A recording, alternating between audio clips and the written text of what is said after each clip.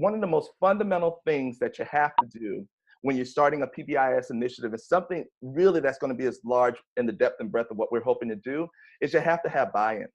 You have to have buy-in from your staff members. This cannot be something that is another thing that have been, where you voluntold, that's one of my favorite words, when you voluntold for your staff members, you give them this thing to do, and they don't really understand why. So what I mean by that is when you look at the training, when you get the full PowerPoint, I've edited it down quite a bit to get through it, but we give you a lot of data and a lot of slides that you can utilize with your staff, and we want you to do that, to have that moment of talking to them about why PBIS is important. It's one thing to just have the conversation ourselves, but if you don't have that conversation with your staff members about why we're doing this, you're not going to get the buy-in you need to be successful, all right? So how are we going to get started?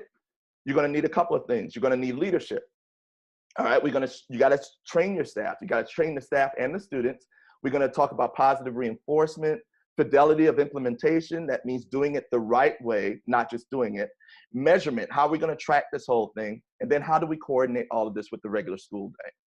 So what you're going to need in order to be involved with the PBIS team, and again, all of you have been assigned to PBIS teams. And when we get there on the 28th, we'll talk a little bit more about it and really codify what those teams look like.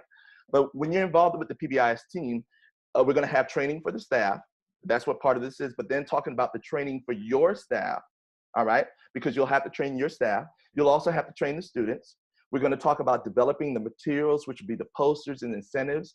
You're going to have the time, and you're going to have the energy, and you're going to have the commitment, all right? So looking at the power of coaching. When we're looking at this, I love this document because it shows, when you think about it, the level of impact on the components of training. When we're talking about the presentation of theory, right? Like right now, we're presenting the theory of why PBIS works, why it's an important aspect for us all to focus on, right?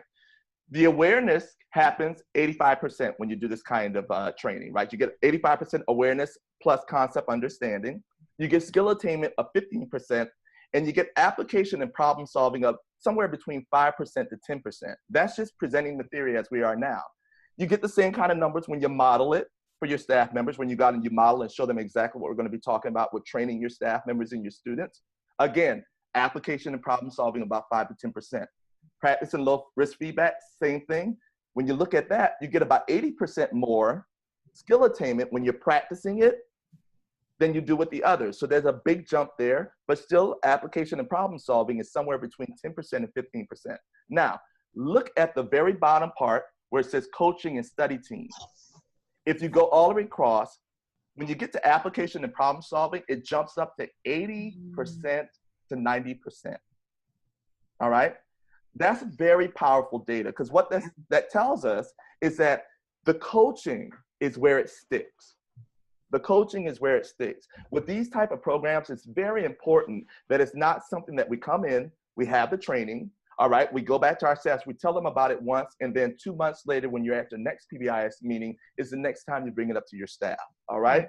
It's very important that we build in that coaching, those study teams, and those peer visits, all right?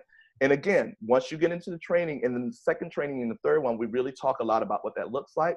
But I just want you to know, when I saw this chart, it was really powerful to me, because I do a lot of professional development and training, but even I didn't realize how much the coaching and the study teams portion really helps that application and problem solving to stick, all right? So just be aware of that. All right, so one of the things that we're looking here is the PBIS team resource, the team meeting template. This is the template that you will use basically to help you to plan all of your meetings. It's gonna tell you who is there. It's gonna tell you the category, what this is about, what the action is, and by when. And as we all know, that's probably one of the most important things whenever you have these kind of action plan team meeting templates, is the by, when, and the who. Because as we all know, that unless you assign someone to do something very particular and you say, hey, listen, this is your job, this is what you're gonna do, this is what's gonna happen, it's not probably gonna work.